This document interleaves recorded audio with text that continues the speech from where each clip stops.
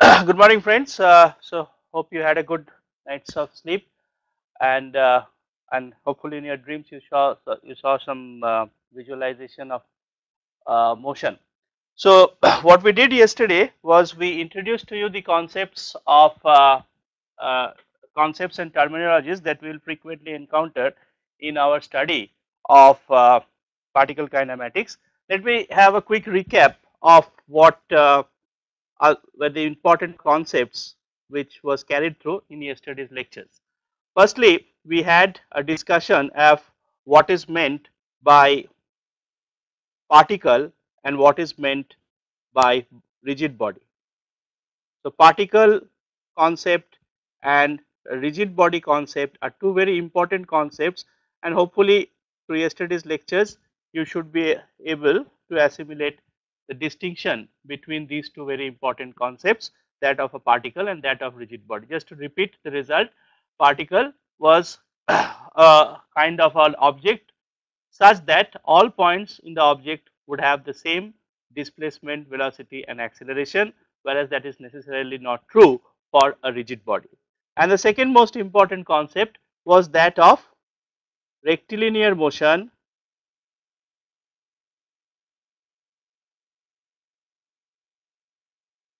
So again, to repeat myself, rectilinear motion is that kind of motion which can be described in a single variable. Position, velocity, acceleration for all times during the analysis will be represented in terms of a single variable and nothing else. We also qualified what is planar motion, that which to locate in Cartesian coordinates you would require two coordinates, two variable, two or three variables would be required in Cartesian coordinates.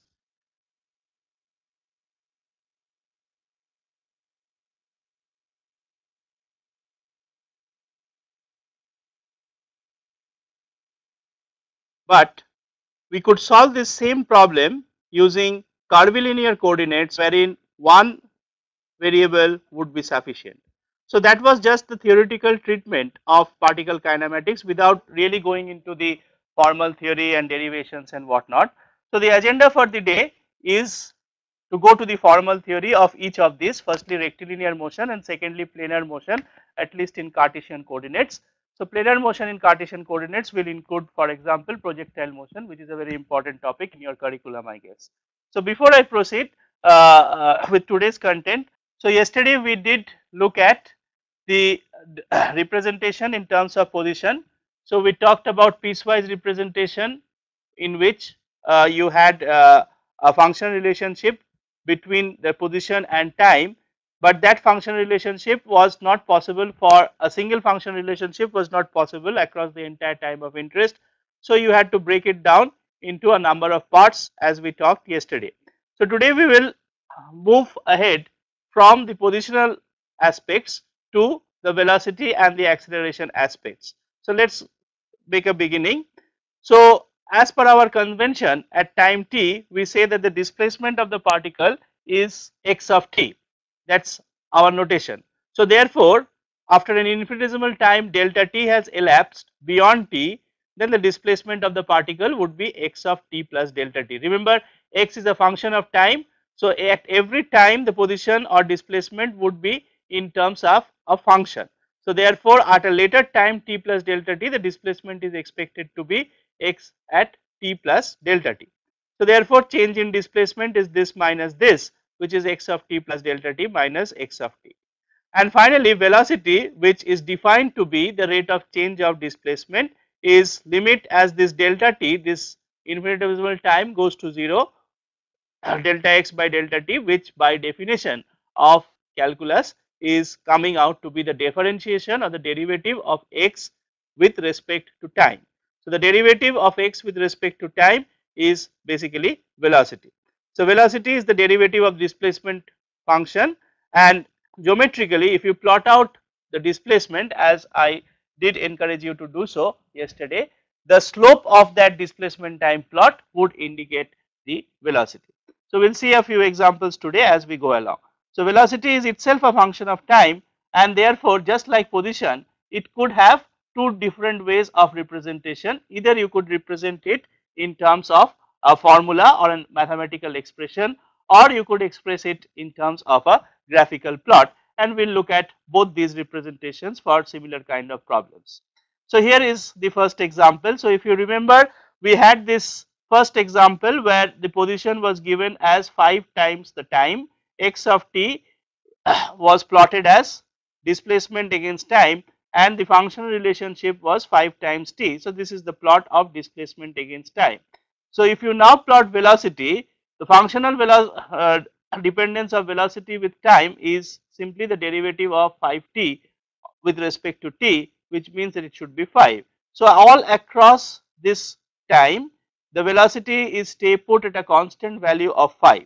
The displacement increases linearly, implies the velocity is constant.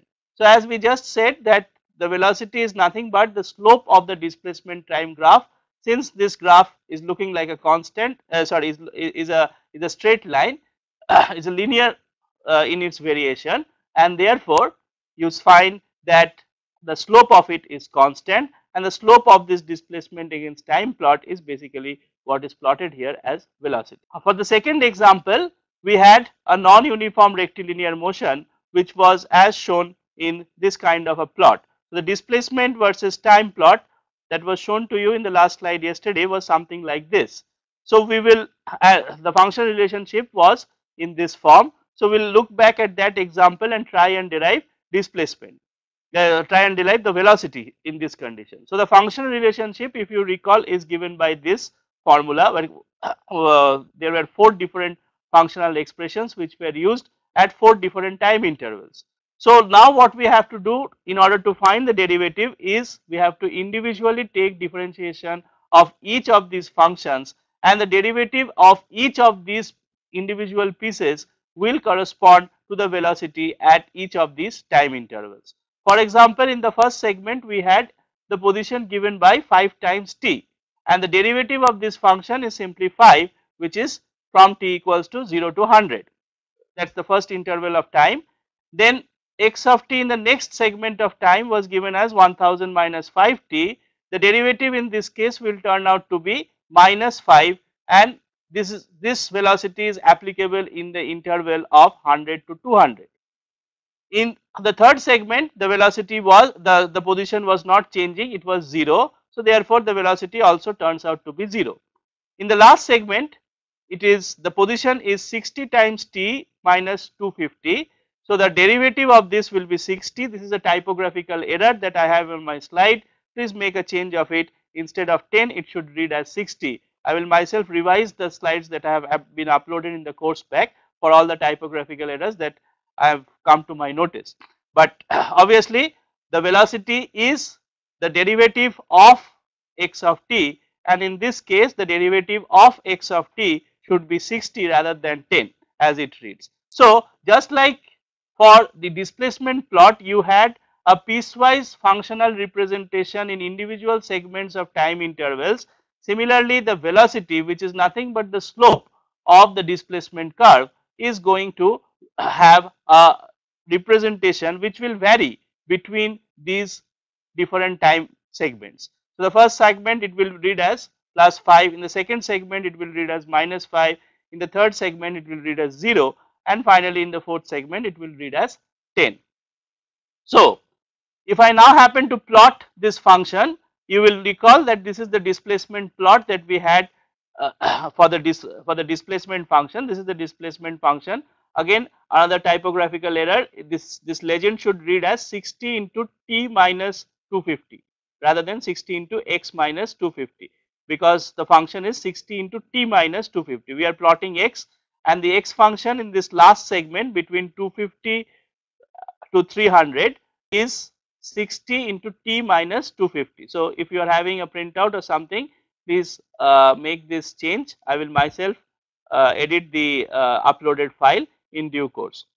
But if this be the displacement plot, what we are now looking to plot is the velocity. So, the velocity plot as the function relationship looks like this. In the first segment it will be 5, in the second segment it will be minus 5 as we have derived, in the third segment it is 0 as we have derived here, and in the final segment it will be 60.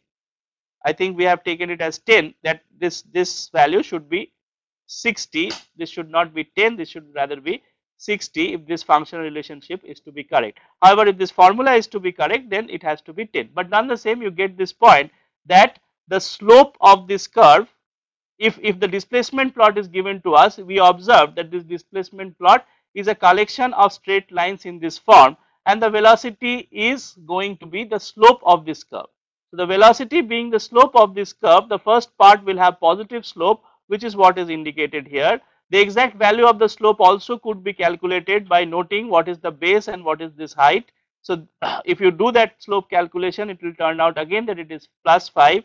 Please note that in the second segment, it is clear from the displacement plot the slope is negative, as opposed to the first segment wherein it is clear that the slope is positive. Here it is very clear that the slope is negative, and in fact it is so from the analytical calculations, and that is why you get a value of minus 5. In the third segment you have a straight line, but this straight line is actually dead constant. So, therefore, this straight line is having 0 slope, and that indicates the velocity within this period 200 to 250 is actually going to be 0. And lastly, in this last segment, supposedly to be 60 into t minus 250, it would have a slope of 60 if this 60 were to be true, but since we had this typographical here, we plotted it as 10, which is erroneous. We will correct this, but hopefully you get that idea that this is how we have a graphical representation of velocity given either the graphical representation of displacement or the functional representation of displacement. So, carrying this analogy further, we go forward towards acceleration. The relationship between velocity to displacement is just the same as the relationship between acceleration to velocity, as we will quickly go through. So, again we say at time t the velocity of the particle, this is another typographical error, this is not x of t, this is v of t. Therefore, after an infinitesimal time delta t, the velocity of the particle is v of t plus delta t. Again, to recall, at time t velocity of the particle is v of t, x of t is a typographical error, it should read as v of t. After an infinitesimal time delta t has elapsed, the velocity of the particle is v of t plus delta t. So, therefore, the change in velocity within the infinitesimal time period delta t is v of t plus delta t minus v of t, and therefore, acceleration, which is defined to be the rate of change of velocity, will turn out to be the limit of delta v by delta t, as delta t is taken to be small, and by definition of calculus this ratio is nothing but the derivative of v with respect to t. So, therefore, if you are given the position with time functional relationship, the derivative, first derivative of it is a velocity to time relationship. The velocity to time relationship is itself a function, and that function, if you again take derivative, you will land up with the acceleration, and acceleration mathematically is the derivative of the velocity function, just like the velocity was the derivative of the position function. And the geometrical interpretation is also very analogous, that is, geometrically the acceleration would be the slope of the velocity time plot, just like velocity was the slope of the position time plot, because we know the derivative is interpreted to be the slope of the plot of the according of the plot, as is the case. So, therefore, acceleration would be the slope of the velocity time plot, just like velocity was the slope of the displacement time plot. So, we will see the acceleration.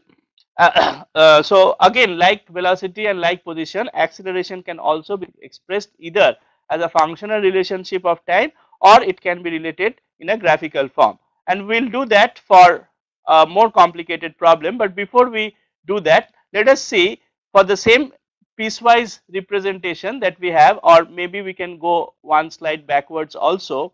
So, if this is the displacement against time, we had already plotted the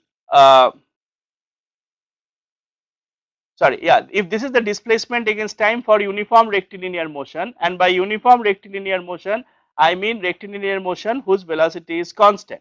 So this displacement being a linear function of time clearly indicated that the velocity is going to be the constant.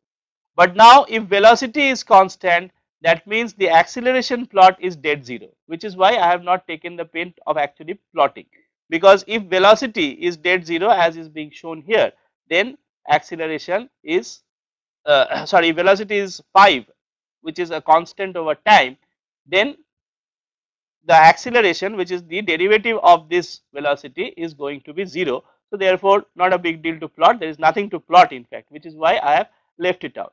Now coming to this piecewise representation, in the piecewise representation, if this was the displacement plot, we have already described in some details, the velocity plot would look like this. So in this time between 0 to 100, we again observe that velocity is constant. So again within this time interval, we see that the acceleration is constant. Again, between the time interval 100 to 200, we see that the velocity is -5 and therefore the acceleration is dead zero within this time interval. Same is true for the last interval. But note, there is something different that is happening exactly at the point 100 and 200. At the point 100 and 200, velocity is changing by a finite value within an infinitesimal time. So here you observe that the velocity has drastically changed. Just before 100 it was 5 and just after 100 seconds it is -5, which means there has been a finite change in velocity within an infinitesimal time. That is to say that in terms of the formula, you have delta t going towards 0, but you have delta v remaining finite, which means acceleration will actually turn infinite. So if you have this kind of a velocity plot, one can argue that the acceleration at precisely these points wherein the velocity jumps by a finite value abruptly without any elapse of time, that's going to be infinite. That is dictated by the mathematics of the problem. Obviously in reality this is disallowed because it is not possible that the velocity abruptly jumps from +5 to -5 without any lapse of time. There will be a small interval delta t where it will smoothly change from +5 to -5. That's possibly something which was not considered at this stage. So it is not possible that this sort of a kinematics is actually shown by any real engineering application, simply because these abrupt jumps are not possible. They will induce large acceleration. Okay, but coming to a more non-intuitive example, you have possibly encountered simple harmonic motion in your high school physics. So in simple harmonic motion, the position against time relationship is known to be of this form. A is the amplitude of the simple harmonic motion. Since it's simple harmonic motion, it is expressed as a sine or a cosine, and this omega is called the angular frequency of the simple harmonic motion, and phi is called the phase. So if you put any value of a and phi, whatever numerical value you want to put, you can put. Similarly, omega you can choose whatever real positive numerical value you want, and then you the differentiation of this expression with respect to time is going to be the velocity. So it is easy to see the derivative of x of t, where x as a function of t is precisely given by this expression, will lead to a times omega times cos omega t plus phi. You know, sine of x when differentiated with x leads to cos x. So sine of omega t plus phi when differentiated with respect to t will lead to cos of omega t plus phi multiplied by an omega sitting outside here. So therefore this is the expression for the simple harmonic motion velocity. And similarly now, since this is a nice looking expression, I can again derive the derivative of this function.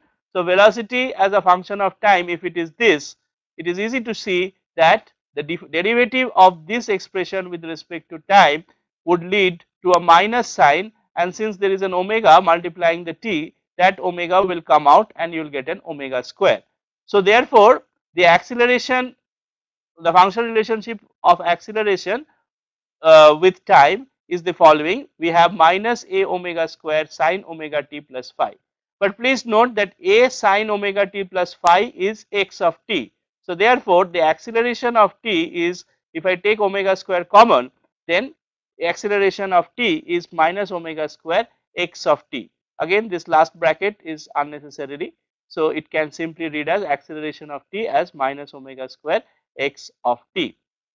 So therefore, what we have shown you is that if the positional dependence, if the functional dependence of position is given to you, you can easily derive through a routine process of differentiation the velocity and acceleration plot. So this is what we call the functional dependence or the mathematical or the analytical dependence of the kinematics with time. You have position, you have velocity, you have acceleration as a function of time in terms of a formula. But probably as engineers, what is more informative is that how would this plot look like. So we go ahead and put some values of a and omega and actually make this plot. So this is the plot of displacement, velocity and acceleration as has been derived here. So here we had chosen a equals to 2 and we have chosen omega to be probably about little more than pi, I think, right. So we have chosen appropriately omega and a, and phi also. Phi is 0 in this case, and we have made this plot. So the crucial point is this: if the displacement plot looks like a sine wave, velocity looks like a cos, but the acceleration again looks exactly the mirror image of the displacement plot. So therefore it is not sufficient to just look at the formula. Please plot it with appropriate numerical values of a and omega, and when you do that you will get to see more information. How is this information more than what is contained here? With this graph you can actually find out what is the exact value of displacement at any time. You could have also found it out through this formula by putting the in your calculator the value of t. You will get what is x at that appropriate t. If you plug in this value of t, you will get the v. If you put in the value of t, you will get the value of acceleration. So therefore the displacement, velocity and acceleration plots can be derived once these functional relationships are available with you. And as I said yesterday, that you should in this generation of engineering curriculum, you should immediately in your first year itself, you should start making these plots yourself, either in a scientific computational software such as MATLAB, or even in a very standard routine software such as MS Excel. So please practice plotting the graphs out given these functional relationships. So till now we were dealing with rectilinear motion. So one non-intuitive exercise and one I would say at a higher level of difficulty, I have posed a problem that of a cam follower mechanism. Probably you will encounter cam follower mechanism in details when you study kinematics of mechanisms. Therein you will do a lot of advanced analysis based on this cam followers. Just to give you an idea what a cam follower is, you would have seen the such cam followers in the action of let us say engines, and the valves of the engines are usually operated using cam followers. Any engine will have valves, and if these valves are mechanically operated, then possibly it is due to the action of a mechanical cam which is rotating. These days obviously some more sophisticated engines will have electronically operated valves, but let us say we have some traditional engines where the valves were operated by a cam. So let us not get into too much of the details of how a cam works and things like that, but what we have here is an elliptic disc.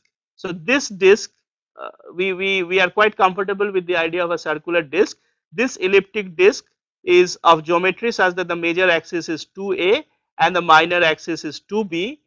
Now the point is this elliptic disc is rotating in a counterclockwise fashion as indicated in this figure, and on this point there is a very sharp knife edge which is resting. So you can understand as this elliptic disc is rotating, this knife edge is going to reciprocate, because this knife edge is forced to be within this guide, and as a result the knife edge will move up and down. The question that I asked to you is that what is the motion of the follower if I know that the cam is rotating at a constant angular speed of omega. Okay. So by motion what I mean is that find the position, velocity and acceleration and draw them as a function of time, and thereby analyze this kind of motion. So, you will do such detailed kinematic analysis definitely when you do a course on kinematic analysis, but I do not think it is too far fetched at this point to solve this problem. I will give you a minute to think and also a minute to ask me if you need help towards the solution of this problem. So, it will be nice if you can start working out this problem. Please note that the knife edge is having rectilinear motion because this knife edge is going to have just up and down motion. It is constrained to move within the guide. There is no way it will rock or have any other motion. It is only possible that it will move up and down. So, that should give you an important hint as to how to go about solving this motion. My suggestion to you is please think from first principles. The first principles require that you firstly define a coordinate system as is appropriate for this problem and then try to find x as a function of time. So, let us say I will give you one more hint to start with. Let us say I define a coordinate system with origin right at the center of this elliptic cam, and from here I wish to determine the position of this knife edge.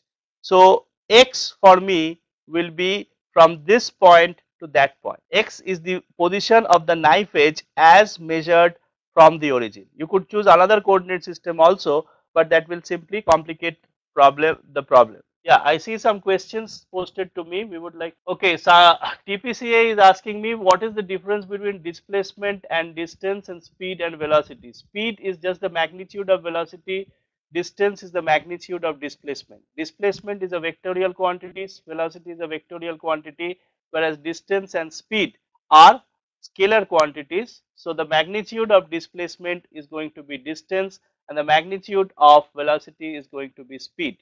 In rectilinear motion, despite doing problems in one variable, we will account for the fact that the motion of, let us say, this knife edge could either be in the positive direction or be in the negative direction. So, the x or the v values could be positive or negative. So, therefore, the v that we are trying to determine out of the differentiation process is velocity, not speed. So, obviously, I think velocity makes more sense rather than speed, because speed is simply the magnitude. If you have a velocity of -5, its speed is 5. If the velocity is +5, the speed is also +5. I hope this clarifies the answer for TPCA, the question for TPCA. TPCA, please leave a comment if you think your answer has been clarified. BACR is asking me, what is the effect of constraint force on a body? Well, I think this is about the content of yesterday's lecture, but I will repeat it for your clarification. When you have a static force, a force which is not changing with time on a constrained body, I think what you asked me is that what is the effect of force on a constrained body rather than effect of a constrained force on a body. So, I will frame it that way. BSR has asked me what is the effect of force on a constrained body. If the force is static force, the force which is not changing with time, that force will tend to cause static deflection and stresses and strains on the body. I hope that answers the question. But at this point, let us try to solve this question on cam follower mechanism. Can we limit ourselves to the discussion? We will come back to interactions regarding some other fundamental questions at an appropriate time, but to keep the flow of the lecture going, I will appreciate if you can ask me questions which should possibly help you solve this cam follower mechanism problem. What is the difference between displacement and distance moved? I think this, as I was asking, KSRCT is asking what is the difference between displacement and distance moved. I think the essential difference is that of magnitude. Displacement is a vector, distance is the magnitude of the displacement vector. That's all. So, if you want to take displacement, you have to take the sign for it.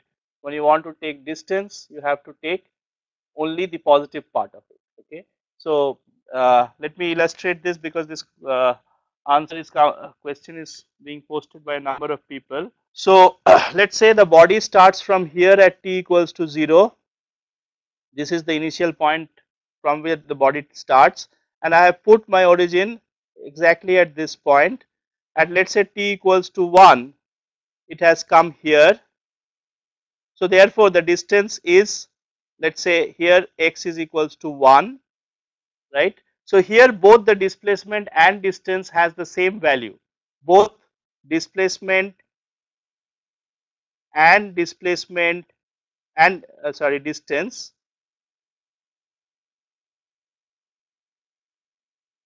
is equal to 1. But let's say at time t equals to 2 seconds, the body has come here, x equals to -1. Okay. So now if I wish to to understand what is the distance covered by the body between time t equals to 0 to time t equals to 2.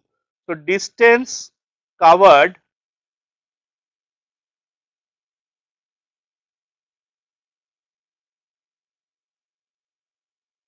from t equals to 0 to t equals to 2 would be 1. You don't need to put a -1 because this is the distance covered.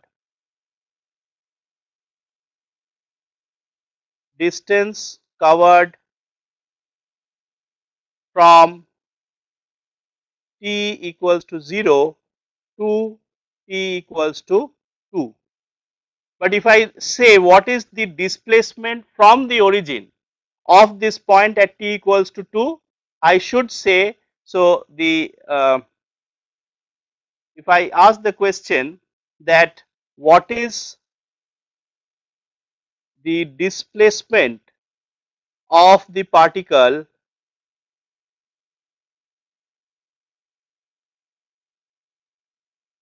of the particle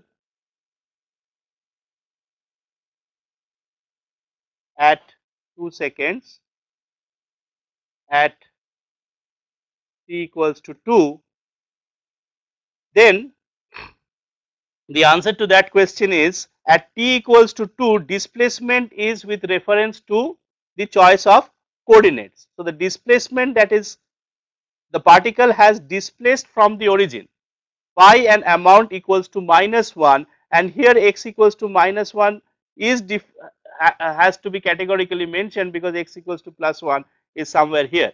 So here the answer is the position of the particle at x equals to 2, at t equals to 2, particle at t equals to 2 is x equals to -1. The position of the particle at t equals to 0 is x equals to 0. Therefore, displacement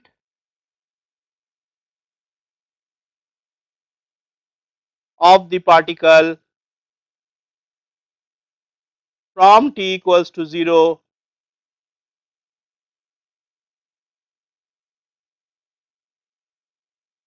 to t equals to 2 is x equals to -1.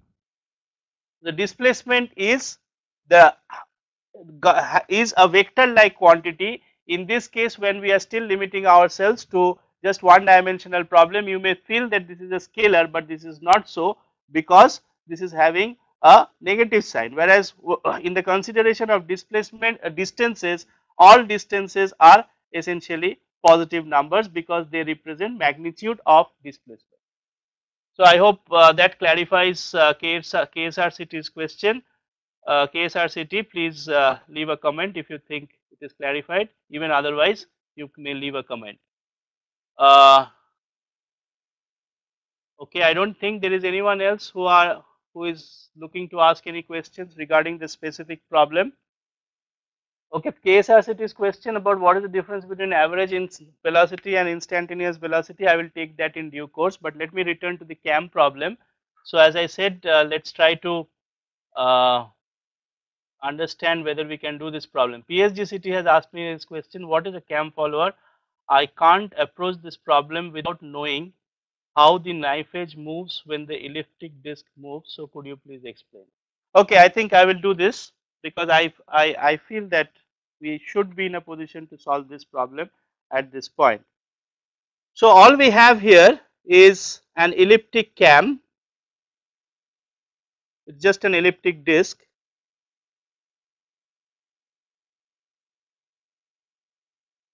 which is rotating about its center, and right at this point you have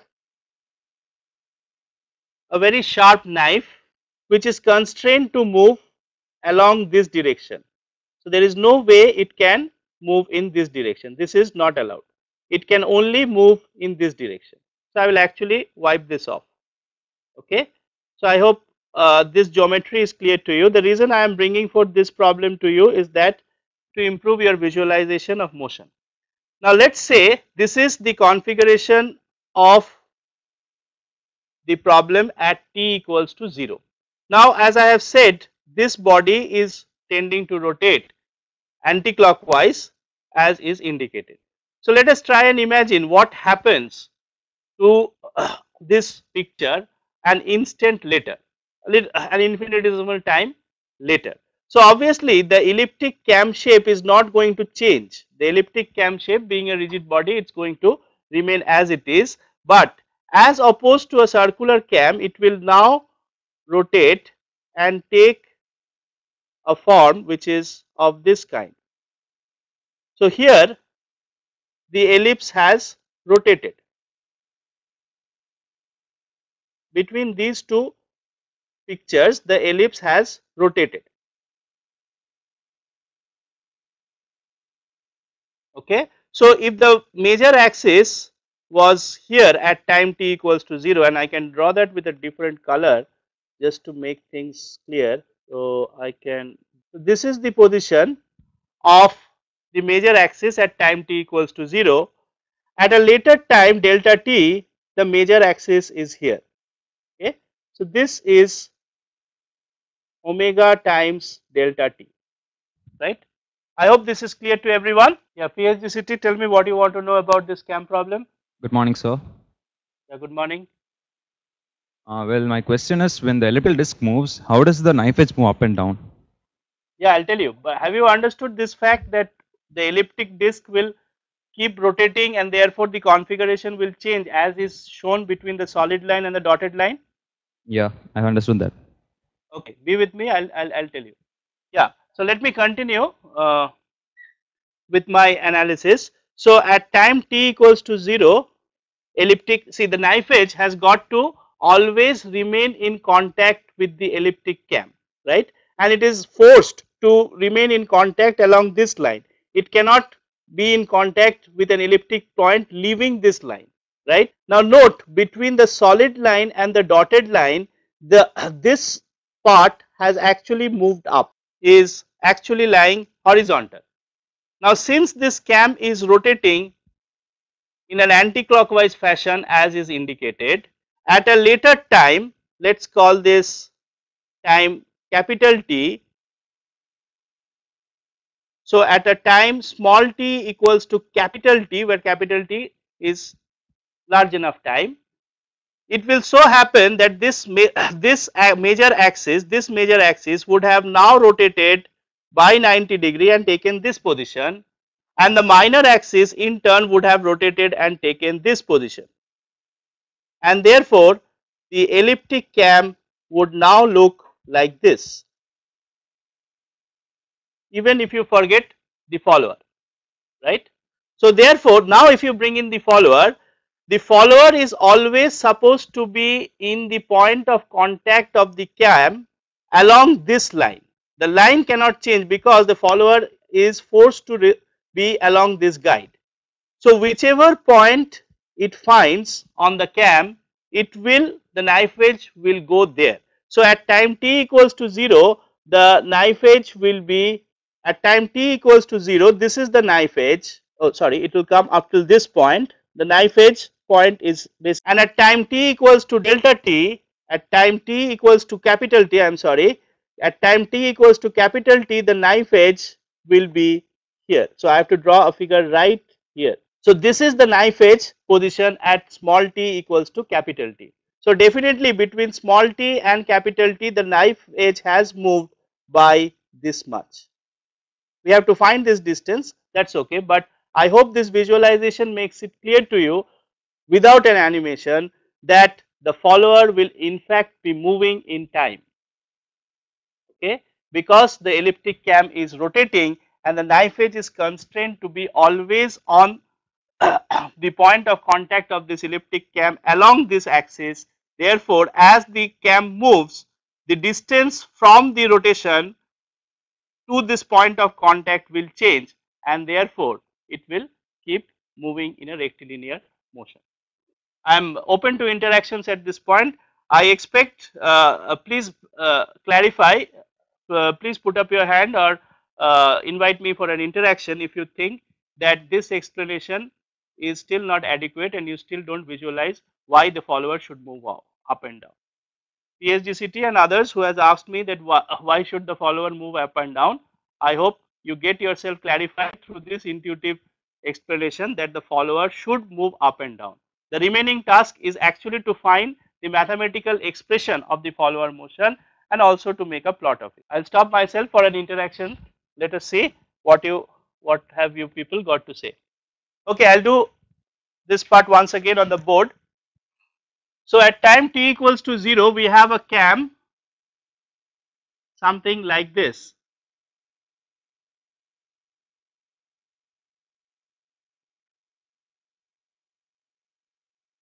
So this is the configuration of the elliptic cam at t equals to 0, right. Now at a later time, this is the major axis of it, this is the minor axis of it. At a later time you can expect this cam is going to turn a little bit. So that drawing I will make again. So the major axis is going to turn in this fashion and the minor axis is going to turn in this fashion and the cam will occupy a position something like this. I could draw this with a different color.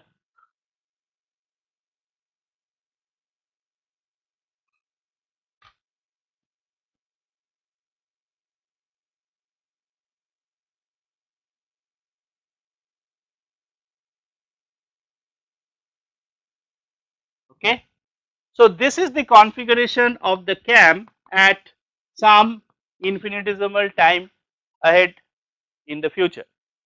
Okay, I hope this should be clear to you. And therefore, at time t equals to 0, the knife edge would be here. So this is the location of the edge. Since the knife edge is always constrained to be on within this guide, at a later instant of time, the knife edge would be here. Okay. So therefore, if I look at the motion of the knife edge between these two times, the knife edge has actually traveled by this distance, right. So within delta t, the knife edge has traveled and it will keep traveling at every instant of time. But the good thing about this motion is that it is unidirectional. The position, the velocity, the acceleration all are unidirectional. Okay. So I hope things have been clarified as I am seeing in this chat. No, VC is asking me, you say about whether the disk is moving eccentrically. To keep matters simple, I have taken the disk is mounted exactly at its center. There is no eccentricity. Okay, that the shaft is rotating exactly at the center of the ellipse. You could consider the shaft to be moving at a point other than the center of the ellipse, in which case things will become a little more complicated. But to be simplistic, I said that the shaft is mounted exactly at the center and therefore there is no eccentricity issue here. Yeah, go ahead please. Any other questions? PCTN, you're asking me if the displacement is calculated only by position or anything else. Displacement is just position from the origin and my suggestion to you is to choose the origin at the point of mounting.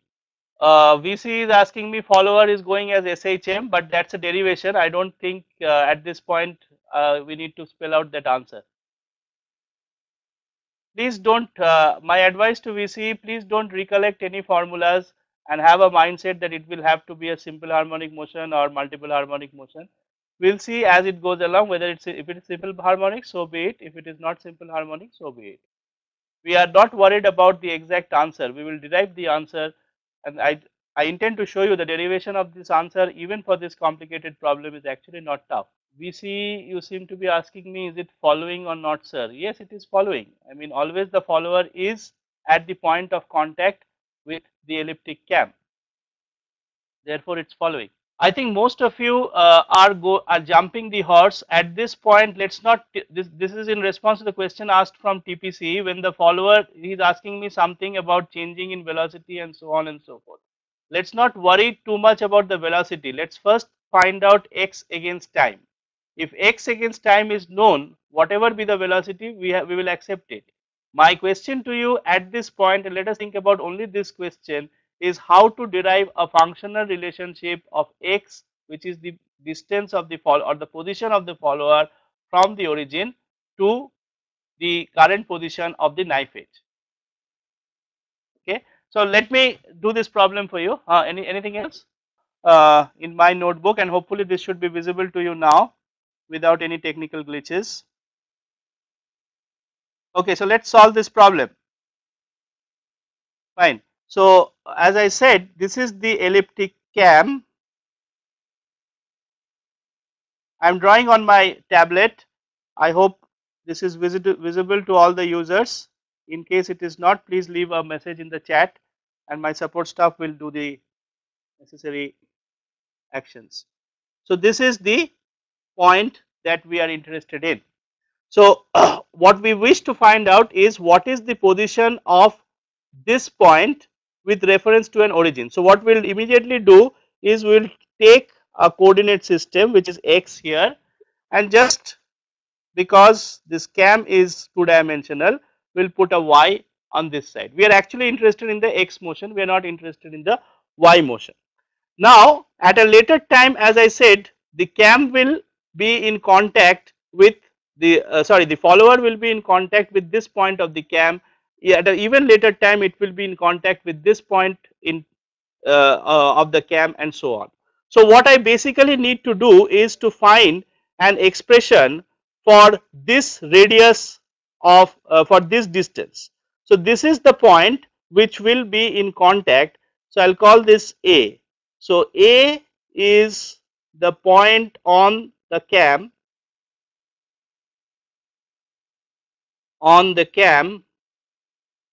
which will be in contact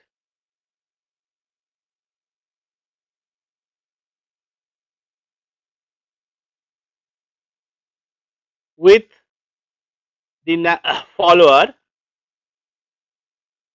at a later time. Call this T. Okay. So therefore, what would be x at a later time? At a later time, this dotted line will come here. I will change my color again to indicate what is happening at a later time. So at a later time, this line itself will rotate and come here, and therefore the knife edge, which is supposed to be just at the point of contact A. So this point A would have come here, and the point of contact will be the position of the knife edge, right. So all that you have to do is to find the distance from the center of your elliptic cam to the point A. So x of t is basically the distance of the point of contact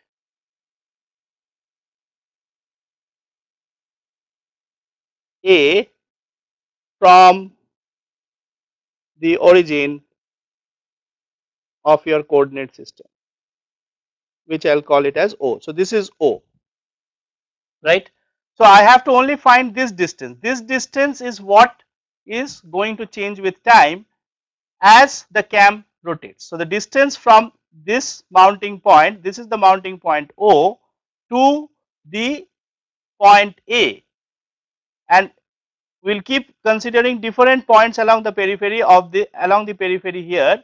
So as we consider different points on this periphery, this radial distance will keep changing, and that radial distance is basically our x of t, because each of these radius vectors will in turn become the x of t's at later time, because the cam is rotating in this fashion. So if you recall now the parametric equation of the ellipse, which you would have studied again in your high school mathematics. So the parametric equation of the ellipse with this as x and that as y, I am using a weird coordinate system here.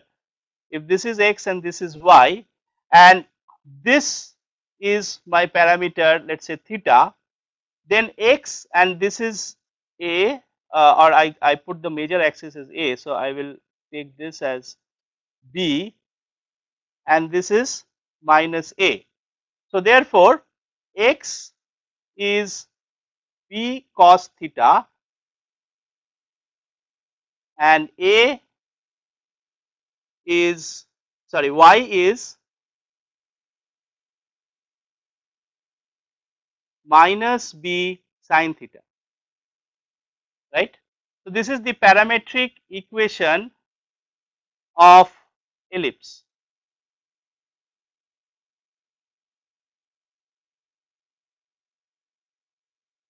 In terms of theta.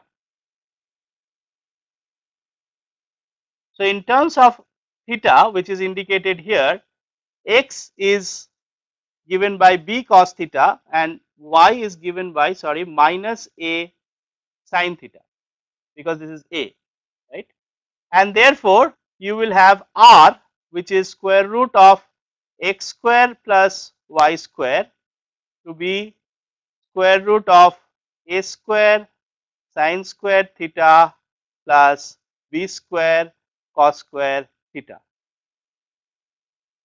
So this is r. So at a later instant of time, so this r, you agree, will keep changing with time as theta changes with time. So theta will keep changing with time as theta is equals to omega t, right. Theta will keep changing with time, because as you move ahead in time, the point of contact will keep coming along this side.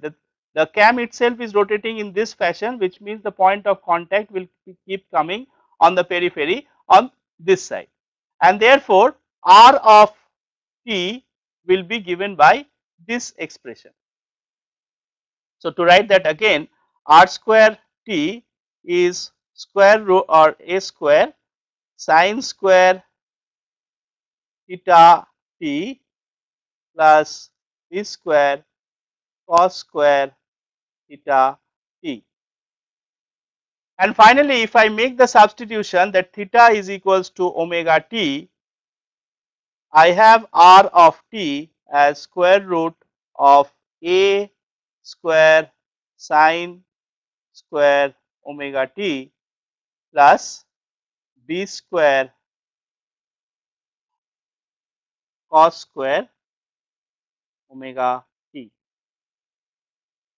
So therefore, with time, this is the position of the follower with time with reference to this origin at O is going to follow this functional relationship. So the position of follower with time is r of t, because as I said, the follower is simply going to be at a radial distance given by this r at a later time t. So once you have r of t, you can take the differentiation, you can take the differentiation once, in which case you will get the velocity. So now v of t is dr dt and acceleration of t is d2r dt2. So you can now make all the plots, and you also have the functional form there with you. Okay. So I hope this example illuminates to you that it's actually not difficult to derive these expressions from a very fundamental viewpoint, which is what we have done. TPC is asking me, when follower is contacting the cam major axis, is there any change in velocity? See, for TPC, I will tell you that don't try to visualize the velocity. Whatever velocity you are getting out of the expression, that is God given. So we are putting all our efforts to arrive at the expression of R of t. V of t is just derivative of R with respect to t. You take the derivative, see whatever happens will uh, uh, will answer your question. So you don't need to visualize whether V is changing or P is not changing. This expression of V will tell you the story. So you yourself can answer this question if you work out the details of the problem. How to find the path traveled by the follower and the displacement of the follower in rectilinear direction.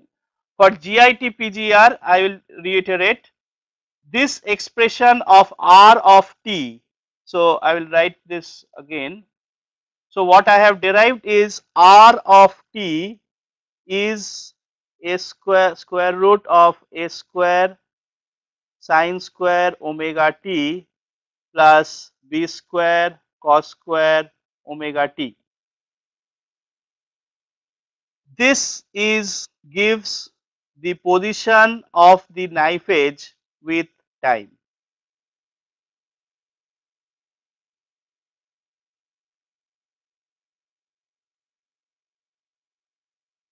With respect to time t. Okay. So, uh, what you have just asked me should be resolved through this. So, what GIT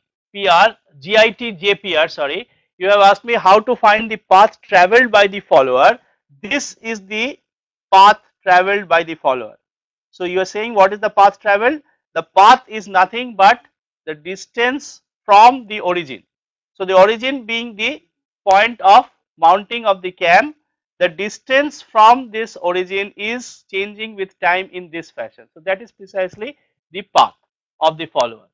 And whether you call this path or displacement, so this is the displacement of the follower in rectilinear direction, because I am expressing this only in one variable, which is r, right. So since this is the displacement along the direction of motion, which is just up and down, we have just argued intuitively the follower can move only in up and down direction. So therefore definitely this is the rectilinear motion. So whether you call it path or whether you call it displacement, it is just the same. So therefore this is the functional expression that we are looking for, and I hope you get this, that this is the solution as far as position is concerned. I will not do the differentiation of this expression with respect to time to give you velocities and acceleration. That I leave it as an exercise because it looks clumsy, but you can do it in a very smart way and take out the derivatives if you want to. We have done that, and if you want we can post that solution in the course pack. But I would like you to independently solve this problem, and if required you can take use of symbolic computation packages also to do the derivatives if you want. Okay. So at this stage I think I'll go ahead now with the contents of the lecture. I hope this problem of cam follower mechanism, though it's a difficult one, is actually understood. Okay. Now in the previous part of the course of the lecture, what we did study was how do we go from position to velocity to acceleration. Now we'll come the other way around, from acceleration we'll determine the velocities. So given the acceleration, velocity, just like acceleration was the derivative of velocity, given the acceleration you can find velocity as a mere integral. So this is what this expression suggests, that the velocity is integral of acceleration. And when you do integration, you will remember that you need a constant of integration. So when you actually perform this integration, you will have a constant of integration. That constant of integration will be determined from some additional condition. Typically in such problems, as we will demonstrate through some calculation, that you will have an additional data that is given, which will allow you to determine that constant of integration. You may be, for example, given at some time what is the velocity, with that is given as a part of the problem, and using that additional information the constant of integration will be determined. And therefore, the velocity difference between any two time instants will be the area of the curve. So, just a word of good advice that please account for positive and negative areas appropriately. So, what we are saying is that if this is the acceleration against time curve, then the area enclosed by this acceleration to time curve represents the difference in velocity between this time to that time. So, now that since this area is positive, by positive what I mean is that in this part of the graph all the acceleration values are positive. We will have a example also of the negative values, but here we see that all the values of acceleration are positive. So, therefore, this area is positive, and therefore, the difference in velocity at time 4 seconds and the difference in velocity at time 2 seconds. So, V4 minus V2, V at 4 seconds minus V at 2 seconds is a positive number, which means V at 4 seconds is actually more than V at 2 seconds. Now, you should take care that if this acceleration graph is negative, so had it been going in the other region, so I will draw that quickly in my tab. So, in case you had an acceleration graph which looks something like this is the time axis and this is the acceleration. So, let us say we have an acceleration graph which looks something like this. So, this part of the acceleration is positive, this part of the acceleration is negative. So, if you say this velocity is V0 and this velocity is, let us say, or let us call this V1, this is V1 and this is V2 and this is V0. Now, the fact that this area is positive, V1 minus V0 is basically A1, this area is A1, and V2 minus V1 is A2, this area in magnitude is A2, okay, but this is A1 and this is A2. So, this is positive, but this is negative, okay. A2 is a negative number, and because here in this entire duration the acceleration is negative. So, the fact that A1 is positive, this implies V1 is greater than V0. You all oh, I'm sorry, yeah, this is fine, this is fine. And here the fact that you have a negative area, that suggests that V2 is less than V1. So, this is my 0, which is what confused me in a moment ago. So, at time t equals to sorry, the acceleration 0 is hit at this time. Before that all accelerations were positive, which means this area was positive. So, V1 minus V0 remains as a positive number here, whereas V2 minus V1 is actually a negative number because the acceleration in this duration is negative. So, acceleration during this period is negative.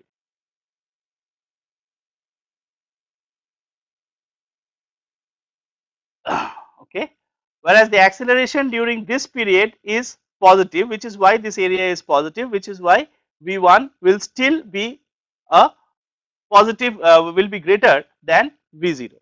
Okay. So, with this understanding of the graphical methods in terms of areas, situation will just be replicated when you go from velocity to displacement. Again, x of t will be given as an integral of velocity of dt, integral of velocity integrated with time, and again you will have a constant of integration popping out.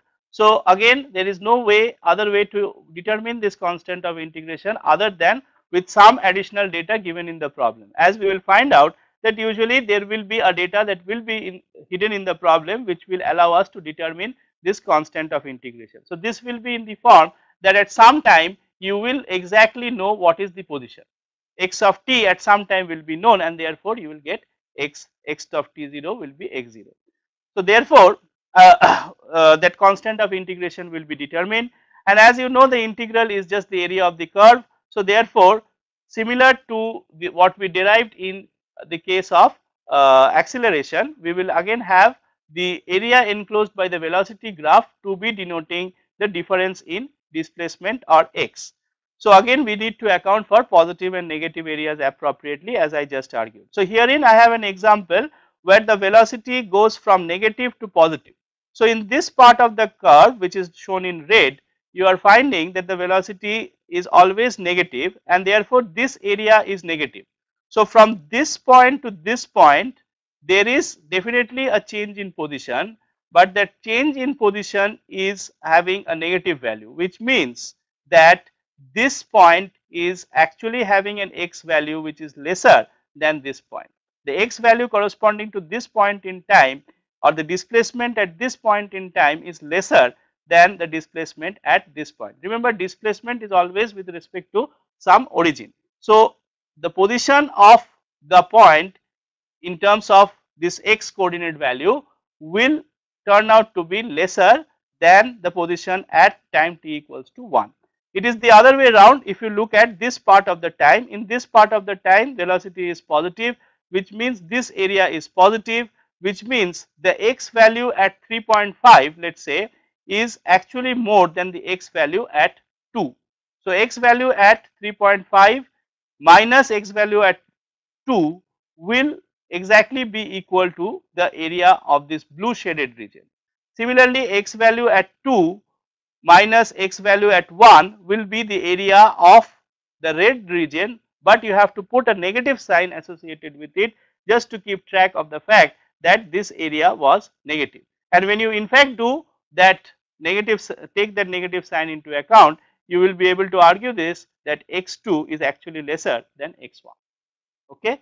So with that, we will now turn to some problems, but before doing those problems, we will make a simplification. Till now we were saying that accelerations could be perfectly arbitrary functions in time. Now we will specialize, and we will say that let us specialize this to a case where accelerations are not even functions of time, they are in fact just constants in time. So a very important case of practical application arises in the case of motion due to gravity. So in such cases, as we know, acceleration due to gravity for most practical cases will be treated as constant, but we have an example to show you that even that can change with time and space. So we will come to that example in due course.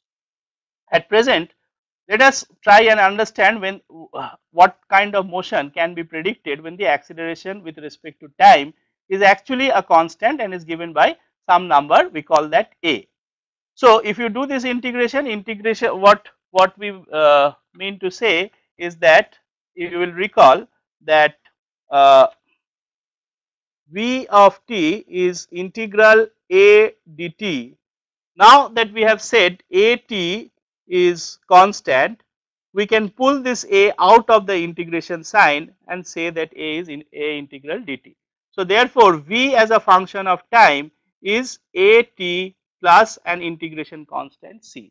Obviously this integration constant has to be determined through this problem. So if at t equals to 0, v0 is known to be u, then it will turn out that this v0 is a times 0 plus c, which means v0 is u, which means u is c. So therefore this integration will lead us to the following result, that vt is equals to at plus u. This is a result which definitely you have seen in your high school physics also, but I hope there is absolutely no need for you to mark this up. And in fact what I will challenge you with is that you should try and derive this similar sort of relation even if acceleration is not constant. So this relation, remember, is derived only under the special case that acceleration is constant. But if you proceed from first principles, you should not have much trouble in deriving similar relationship or solving similar problems wherein acceleration is not constant, and I have a non-trivial example in such case in my slides coming up in due course. So this is the velocity against time. Now once the velocity has been determined in this fashion, so this c1 is basically the u that I wrote in the tablet a moment ago. Now if this expression is used in the integral, what we get to see is that xt is integral at plus c1 dt. So if you integrate this out, you will get at square by 2 c1t and c2. So c2 is the constant of integration which arises from this process. So now displacement is a function of time which is in this form. It has a quadratic, a squared term in terms of t square, it has a linear term in terms of t and an arbitrary constant. Again this arbitrary constant should be determined if at time t equals to 0 you exactly know where the position is, and that is where we will try to be smart with our coordinate system. We will choose a coordinate system such that at time t equals to 0 mostly we will have x is equals to 0, and that will result in the constant being equal to 0. So with this, as I said, the constants of integration will be determined from some additional information that is given in the problem. So just before we proceed to the actual problems in the next half an hour or so, another problem of interest is that how do you relate the accelerations and velocity. So remember both these relationships are about velocity and acceleration and space, and they involve time. So if you wish to have a relationship which does not have anything to do with time, this is how you can do it. We know from definition that v times dt, so velocity covered in a delta increment of time should give you the delta increment in position x. Similarly, acceleration times dt should give you the increment in velocity. So this means accelerations time instead of dt I can write this dt to be dx by v. So again I will do this calculation for in the tab. So we know v times dt is dx, and we also know a times dt is dv. So therefore a times instead of dt here we could write this as dx by v, right. So a times dt instead of dt what we will do is we will write this as a times dx by v is equals to dv, and that would give us a times dx is equals to v dv. The integration for this is easy as long as the we are dealing with acceleration being constant. So if acceleration is constant, then you can actually integrate a integral dx is equals to integral v dv. So that would mean ax is equals to v square by 2 plus an integration constant. Again you can derive this integration constant from some known initial conditions, and if you say that at x equals to 0 v is u, then you get to see ax is equals to v square by 2 a times I think I am running out of space in my tablet, but that's because I am not very conversant in using the tablet. So what we have got is ax equals to v square by 2 plus c. So at x equals to 0 we have v equals to 0, v equals to u given. So therefore if we plug this condition in, what we get is a times 0 is equals to u square by 2 plus c, and that implies 0 is equals to c plus u square by 2, and that implies c is equals to minus u square by 2. So therefore at the end of the day what we have is ax is equals to v square by 2. Instead of c I can put minus u square by 2. So this is again a formula that you will probably recall that you have encountered even in your high school physics, but we have again derived that from first principles, and hopefully we understand this derivation so very well that we actually never need to memorize this formula. So that is something that I have been emphasizing. Please don't memorize any formulas or try to map the problem to something that you have done in your previous course or something like that. Treat each problem in its own merit. I don't think dynamics is that difficult that you cannot do so. In fact, grow this fun habit of treating each problem at its own merit, treat each problem from its fundamental principles, and then you should be very conceptually clear and someone who will have a very unshakable kind of a knowledge. Okay, with that we'll move on to some problems. Yes. So here I have one example of motion under gravity. So here is a nice story that we have framed. So there was a tourist who was taking photos at the top of the tower. Suddenly his camera slipped. The only thing that he has found out is that the camera took 5 seconds to fall onto the ground. So the question is, what is the height of the tower? Please don't try to do this from and destroy your camera in the process, but we can try to do this problem. So let's turn to our OneNote and try and do this problem quickly. This is a simple problem, but hopefully we'll have more complicated ones lined up for you. Okay, so at this point, so this is a tower. So at time t equals to 0, something seems to be falling from this point, and obviously it is going to fall in the downward direction. So I am choosing, as I said, a smart choice of coordinate system mostly is to choose x equals to 0 and t equals to at t equals to 0 to be x equals to 0.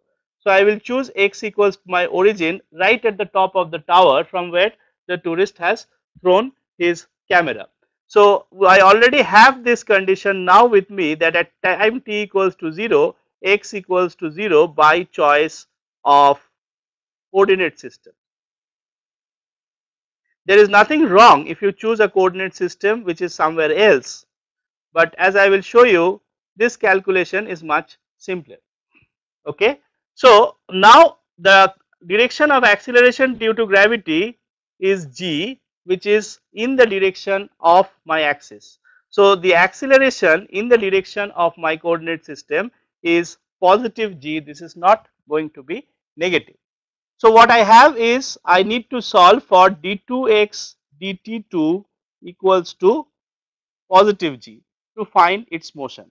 So immediately I can integrate. First, if I integrate this one time, I get dx by dt, which I know to be velocity of with respect to time, gt plus c, sorry, g into t, not a function of t,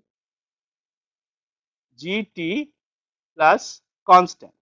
Now as the camera is just dropped at time t equals to 0 without any velocity, so at time t equals to 0, v0 is 0. The tourist did not throw the camera in that direction, it just slipped from his hand. Since it slipped from its hand, so the velocity at that initial point of time is 0. So that tells me that c equals to 0 in the above expression. So therefore, what I have found out by now is velocity as a function of time would be simply g times t, and this we know is dx dt. And if I integrate this again, we get x equals to gt square by 2 plus constant of integration. Again, we know that at t equals to 0, we have x equals to 0.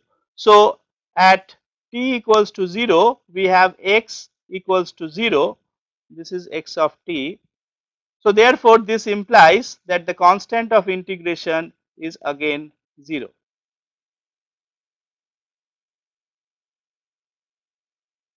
Right?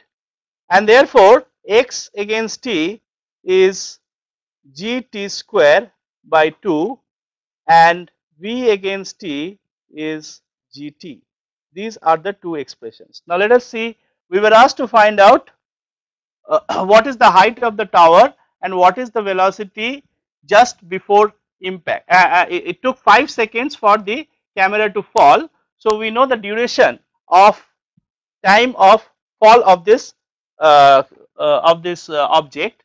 So if we plug in t equals to 5 seconds here, if we plug in t equals to 5 seconds here, we should be able to get what is the x value at t equals to 5 seconds, right? Because x of t is now found out as gt square by 2. Since it has taken 5 seconds, we know that this is 10 into 5 into 5 divided by 2, which means it is 125 meter. I have taken g to be 10 meters per second square just for simplicity in calculation. Okay. So, x of t is basically the distance that this object has travelled within the duration of 5 seconds, because the tourist has confirmed to us that it has taken exactly 5 seconds for the camera to reach the ground. In this 5 second, our formula says that it has travelled only gt square by 2, and therefore when we work out this formula it comes out as 125 meter. And also what was asked is, what is the velocity at the point of impact? The velocity at the point of impact would be g times t, which is 10 times 5, which is 50 meter per second. This velocity of impact is important because if the velocity of impact is too high, the camera would crash. So, none the same, from the formula we are very that we have derived for this particular problem, there is nothing that we have recalled from memory. We have treated this problem on its merit and derived from first principles what is the x as a function of time, what is the v as a function of time, and thereby we are able to see that we are actually able to solve the problem. I will do this problem in a little different method, because I had sort of emphasized yesterday that there is nothing sacred about the choice of coordinate system. As I made a remark that there is nothing wrong. So, if this is my tower, there is nothing wrong if I choose my coordinate system at the ground. So, I can say this is my x equals to 0. There is absolutely nothing wrong with this choice, but as I will show you, just that the calculation becomes a little more I mean cumbersome. It is not that it cannot be done, but it just becomes a little more cumbersome. One thing which you have to note, that the acceleration due to gravity does not change due to your choice of coordinate system. The acceleration due to gravity is the effect of earth which is acting on each and every body, including me and you. That obviously does not change with your choice of coordinate system between me and you. So, g always will be downwards whether you choose coordinate system upwards or coordinate system downwards. But now if you realize what we have in this problem as opposed to the previous problem, in the previous problem the direction of our coordinate and the direction of g is same, which is why a equals to g. Whereas in this way of manner of solution, the direction of our coordinate system is opposite to the direction of g, and that is why we should put a equals to minus g. Okay. So, again the situation that we will like to solve for is d2x dt2 is equals to minus g, where g is 10 meter per second square as usual, right. And this time also the conditions will vary, because at time t equals to 0 it is being left from this point which is an unknown. So, at time t equals to 0, the position of x0 I will call it, is an unknown, which is the length of the tower. This is not yet known. Okay, we have to determine this, right. But velocity fortunately is still 0. This is at time t equals to 0, the velocity of release is just 0. So, this term does not get affected. So, again we can do the integration of this equation. So, if we do the integration once, what we get is the following: dx by dt is minus gt plus c. So, this is v of t. So, v of 0 therefore is c, and since the condition is already given that v of 0 is 0, we must have c to be equal to 0. So, this time our expression of velocity is minus gt. We should not be too worried, because last time it was plus gt. Last time if you see, the velocity was plus gt, I hope. Where was the result? Yeah, the velocity expression was determined here vt as equal to gt. Even here it was determined. So, here it is turning out to be minus, but that is quite natural because our direction of coordinate system has reversed between these two problems. And now if you look to solve for x of t is minus gt square by 2, and again you will have another integration constant. I will call this c prime just to distinguish between c and c prime. C is 0, but do you think c prime will be 0? A quick answer. in your chat, do you think C prime will be 0 in this case? How will you determine C prime? Please use the chat box to tell me whether C prime is 0 or not, whether it is 0 or non-zero. Just quickly type in the chat box whether you think C prime equals to 0 or C prime is not equals to 0. Okay, KNMU says it is 0. Okay, TKMKL thinks it is not 0. KNMU and LBSITW feel that it is 0. This is where I wanted to emphasize that please don't try to recollect any formula. Please try and derive it. It's not that difficult to derive whether it's 0 or non-zero, and I'll show that to you. We have already said at t equals to 0, x0 equals to L. So if I take t equals to 0 condition here, x0 is L minus gt square by 2 at t equals to 0 is 0, right, plus C prime. So now therefore C prime is actually the length of the tower. So C prime is not equals to 0 is the right answer. This is the wrong answer. C prime is equal to L, which is definitely not equals to 0. So whether a certain integration constant will be 0 or non-zero, that definitely does depend on your choice of coordinate system. But whether you do it in this fashion or the other, both the answers are correct. So in this case you will be getting the answer of x of t to be minus gt square by 2 plus L.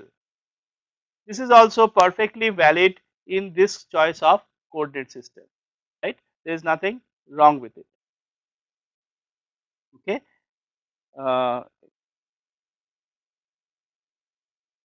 So with that, let us move with the next problem. We'll then have some question answer session at the end.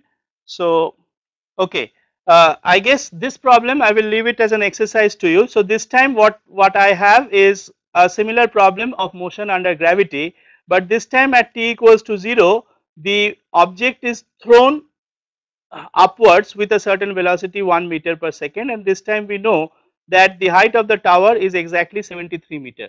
So again you should be able to do a similar problem solution as has been done in the previous case, and please do it with different choices of coordinate systems such that you get conversant with the ideas of different coordinate system, and then you should be very clear that both the methods give you the same answer. Okay, I will now give you a non-trivial example. As I said, there may be cases where these are the usual kinds of problem that you will find in any engineering mechanics book, the one which is dealing with constant acceleration. But just to show you the generalization of the approach, there is a generalization, there is life beyond constant acceleration. So let us consider this case of a satellite coming back re-entering the earth. So this launch vehicle, which is now at considerable distance from the earth's surface, is to come back towards the earth, but now as you know the acceleration due to gravity will change with position. The acceleration due to gravity in this case, as opposed to a camera falling from the tower where you have taken the acceleration due to gravity, is constant. Here you cannot assume the acceleration due to gravity is constant. The acceleration due to gravity is going to change for the satellite as it is re-entering the earth's atmosphere. It will be kilometers beyond the earth's surface, maybe 100 odd kilometers beyond the earth's surface, wherein the acceleration due to gravity is definitely different from the acceleration due to gravity felt at the earth's surface.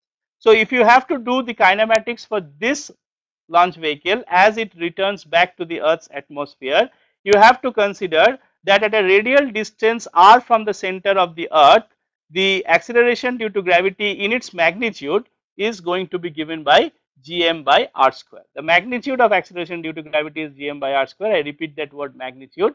The exact sign of it will be decided again by the coordinate system that you use. So now you see that you have an acceleration due to gravity in this problem which is depending on position, which is not constant. But fortunately again you can write the same equation. The equation does not change. So again in this problem what you are trying to solve is d2r dt2 is equal to some acceleration which now depends on r. Okay. It is no longer a constant. Let us see what this equation will turn out to be. So, this is the surface of the earth. The surface, the earth itself has a radius capital R, and as is given by this formula, at any location which is small r given by, I should have drawn this in a different.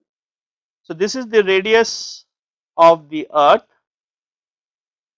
and this is the location of the satellite from the center of the earth, right. So, for us the position variable is this r. So, it is the origin of it is selected from the center of earth. Again you should convince yourself that that is possibly the choice of coordinate which will enable you to do simplistic calculations. So, what we are looking to find is what is the acceleration due to gravity with this choice of coordinate system. We already know the acceleration due to gravity should be in the direction of the center of earth. It should pull objects towards the earth rather than away from it. But this direction of g as is indicated is in opposition to the choice of coordinate system that we have chosen.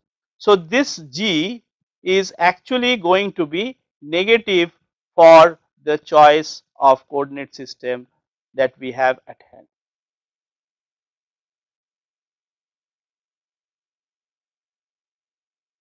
Right, and we have already come to the formula where the acceleration due to gravity in its magnitude is given by capital Gm by r square, where capital G is universal gravitational constant, the value of which can be found from any book.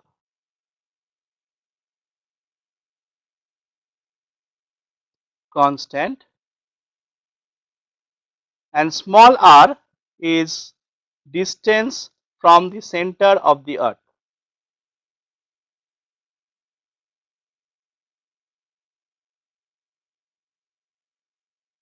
And capital M is the mass of the earth. Again, mass of the earth is a constant and it can be found from data books.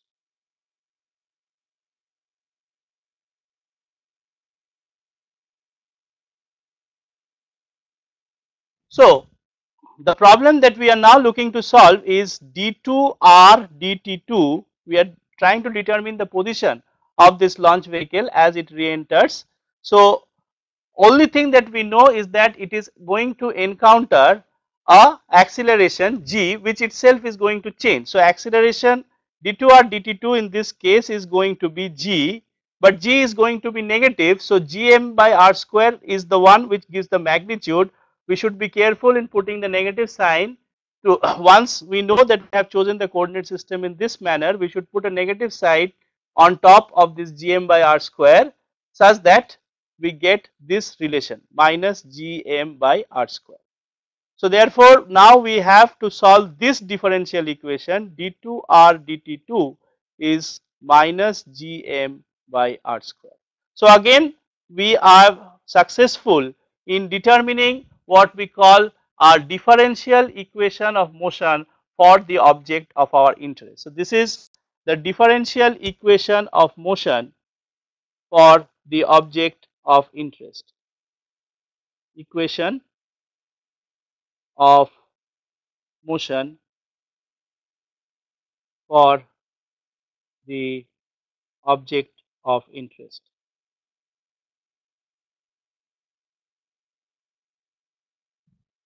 Okay.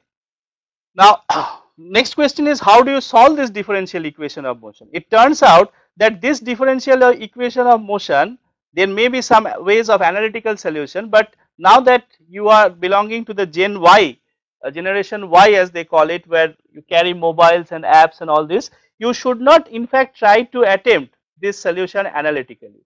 You should use numerical integration schemes to solve the above ODE. Not every differential equations need to be solved in an analytical fashion. So,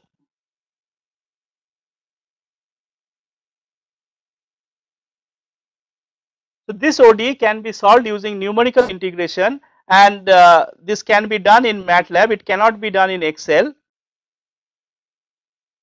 It can be done in any symbolic computation package such as MATLAB and Mathematica and sorry, any scientific computation package. You should not try to do this in a symbolic computation. Do this in a numerical computation. You should be able to again arrive at similar plots of r against t or v against t, and acceleration against t is anyway gm by r square.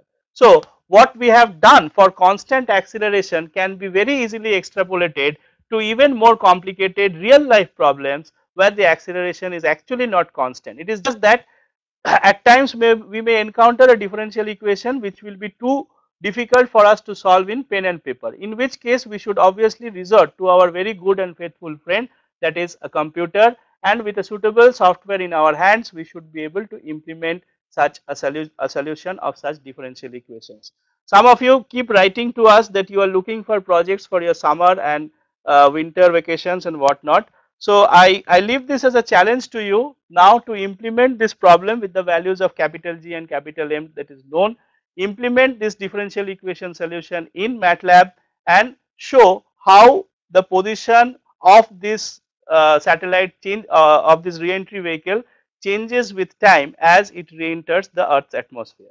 You can do an analysis to show how this position plot will definitely depend upon the fact that you have used a functional expression for acceleration. The fact that you have used this expression and not g equals to 10. If someone thinks that in this problem g equals to 10 meter per second square is going to remain constant, you can plot his solution, and you can also plot the more accurate solution given by minus gm by r square, and then actually compare what is the difference between these two solutions, and thereby prove that the solution which does not account for changing value of acceleration due to gravity is not capturing the true effect of effect for this problem.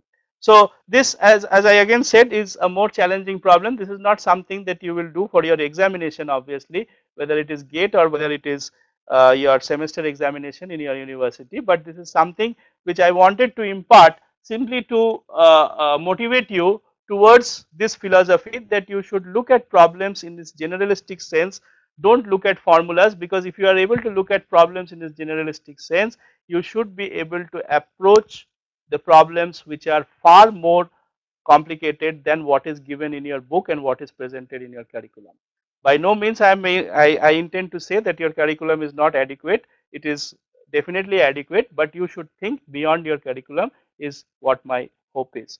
So I will stop at this point and take a few questions on today's lecture material. But when we come back to the next day, that is on 9th, if I am not wrong, as we have scheduled it. So we will do the last part of this kinematics, which includes curvilinear coordinates as well as projectile motion. Projectile motion definitely constitutes an important aspect in kinematics. We will do that in sufficient length, but hopefully I will be able to convince you that projectile motion, despite people getting scared of it, is just two rectilinear motions superimposed. Some of you, if you have looked through the presentation slides which has already been uploaded in the course pack, I wish to convey to you this idea that projectile motion is no more complicated than two rectilinear motions. So if you understand how to solve a rectilinear motion in x direction, a projectile motion will simply be a rectilinear motion in x direction as well as a rectilinear motion in y direction taken together. So that is the approach that we will have towards projectile motion, and to my mind it should not be a too complicated stuff. And then in the remaining part we will spend some time on curvilinear coordinates. So that is the agenda for the next day. I will stop here since there is just 5 minutes time. I will take a few questions if you have any. Any questions by anyone? Yeah, CIT-CMB, please go ahead with your interaction. Good afternoon. Yes. I have a question. Yeah. You said this variation of gravity above the surface of the earth is d squared r by dt squared, this minus gm by r squared. Right. Can you explain in a similar fashion how is it going to vary when you go down inside the earth crust? See, my purpose is not to talk about how gravity differs over the surface of the earth or below the surface of the earth. That formula holds good for any r. I mean, the direct answer to your question is that gm by r square is the formula which holds for any r supposedly, but I just wanted to present an example which is more complicated than the usual example of acceleration remaining constant. So I have just chosen this as an Right. example where I am actually able to demonstrate how to proceed in case acceleration is not constant. So it was just an example you had shown. Yes, I don't intend to take a physics class to demonstrate how gravity changes actually from the depth of the earth to the outer atmosphere. This is a kinematics class and I intend to take this as an example, and it is also linked with our space applications, engineering applications, Thank to you. demonstrate that there are engineering problems wherein acceleration is not constant. And possibly the student should appreciate, firstly there are engineering applications where acceleration is not constant, and there is a way to deal with such problems, at if not in pen and paper, at least in a computer. But we know what is the equation we are looking to solve. If we think that this equation is too difficult to solve on pen and paper, we go to the computer and get it solved. That's how. Thank you. Anyway, thank you. Can you VCV Vasavi is asking, can you give example where constant acceleration presents practically? Yes, if I drop any object in the surface of the earth within, without going to outer space or anything like that, for all practical purposes, even in the Qutub Minar problem that we did, as the camera was falling from the top of the tower, we actually took G is constant, because in comparison to the radius of the earth, the height of the Qutub Minar is negligible. So within that small span of travel of the height of the Qutub Minar, within this distance, obviously acceleration due to gravity does not remain, obviously the acceleration due to gravity, ideally speaking, does change, but within this span of time it is very minimal change. So we ignore that change. So any projectile motion, any object that you are throwing within the surface of the earth, unless it is going to the outer atmosphere, in all cases acceleration due to gravity is constant.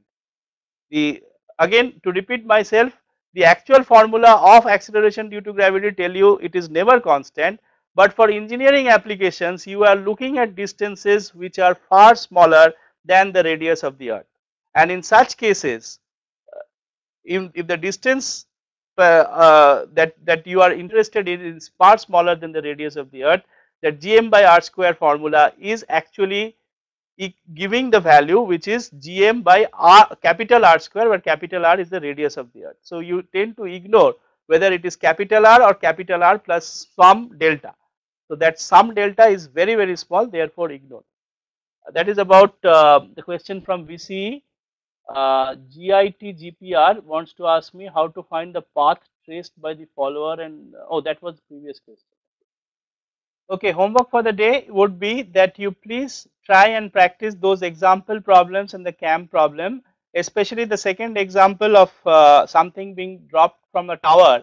You try to practice this problem with different choices of coordinate systems, and please convince yourself that with each different choice of coordinate system you are getting the same result and all the results make sense. So it is not possibly enough to solve a problem in one particular way. As I said, you should solve fewer problems, but you should solve the problems in a complete and holistic fashion. So one exercise that you should do to gain proficiency is to practice problems with different coordinate systems and ensure that in all these choices of coordinate system you are eventually getting the same answers and it makes sense, modulo sign and whatever which can be expressed. Okay, PhD City is telling me how to model acceleration and velocity function when the coordinate system is set of non-inertial frame. PhD City, I think you are asking a question which is possibly not in the purview of this course. See, the difference between inertial and non-inertial frame is in the dynamics. It is not in the kinematics. In the kinematics, there is absolutely no context in which inertial frame and non-inertial frame arises. It is in an inertial frame you have the Newton's formula, force equals to mass times acceleration. Whereas in a non-inertial frame you have force equals to mass times acceleration minus pseudo force. Okay. So the link between force and acceleration, which is the part of kinetics, is what changes between an inertial and non-inertial frame. The inertial and non-inertial frame is absolutely equivalent as far as kinematics is concerned. In kinematics, we have absolutely nothing to say. Please note, in all these examples, we have never considered any inertial properties of our object. I did not tell you what is the mass of the cam. I did not tell you what is the mass of the camera which was falling. I did not tell you what is the mass of the stone which is throwing out. That is obvious, because to do the kinematics, you don't need to know any inertial properties. Similarly, to do kinematics, you don't need to specify whether it is inertial frame or non-inertial frame. Every frame is equivalent and you don't need to bother about this. But at the time of dynamics, when you are relating the acceleration to the forces, only then it will become important whether it's inertial or non-inertial. If you know it's an inertial frame, then only you can apply F equals to ma. If you know it is not an inertial frame, it's a non-inertial frame, you cannot apply F equals to ma. You have to account for an additional pseudo force, which I hope you will get to see when you come to dynamics in your college. TPC is asking whether Gm by R square formula considers air resistance. No, it does not consider air resistance. Gm by R square formula is just a formula to demonstrate how do you do the kinematics in case the acceleration is not constant. Air resistance is not considered, and usually in that kind of problem you should not consider air resistance also, because that formula picks up the kinematics in outer space where there is no air. So therefore, I would still outer space where there is no air. So therefore, yeah. So therefore, I believe that the formula is Gm by R square appropriately captures the application in mind, which is that of a space vehicle re-entering the Earth's atmosphere, wherein since we are considering outer atmosphere, the effect of air resistance will be minimal till it comes very close to the Earth's surface. So yeah, if you wish to modify that formula, you should account for the air resistance only in the last part of its motion, where the air resistance could play a major role. But when it is far away from the Earth's surface, air resistance will obviously not be there. Okay. Anything else? Okay. What is instant? Yeah. Thank you for that question, KSR City. You had asked me this earlier also. What is instantaneous acceleration and average acceleration? I'll do that. So the acceleration at, which is dv by dt. So this acceleration is a function of time, right? At each instant, this can be at each instant of time, at is determined. So this is actually qualified as instantaneous acceleration. So all the acceleration terms that I have been using thus far is instantaneous acceleration. In contrast, if you are given the v, the velocity at the final time at t equals to 0 to be, let's say, u, and velocity at small t equals to some capital T is let's say call this u1 and this is u2, then you could say average acceleration is u2 minus u1 divided by t. The average acceleration is just the final value minus the initial value divided by the entire time of travel. So this is like you are approximating the entire acceleration to be a single function. You are ignoring the fact that the acceleration could be changing in time. Obviously, if the acceleration is constant, instantaneous acceleration and average acceleration will give you the same result. But if the acceleration is actually changing with time, it will not give you the same result. There will be cases where instant acceleration and average acceleration is going to be different. But the average acceleration, sorry, this I should call it as acceleration average. So the average acceleration will be given by the initial and the final values only. It will ignore whatever has happened in between this initial and final time instance. that you will be able to be convinced that it is just a mere approximation that you are taking, that you are just interested in the final time instance. I would not find this concept of average acceleration too useful, but since you asked me, this is the answer for it. I hope this clarifies your question. Please leave a remark if you feel so. Yeah, you have already said so. Thank you. Have a good day ahead.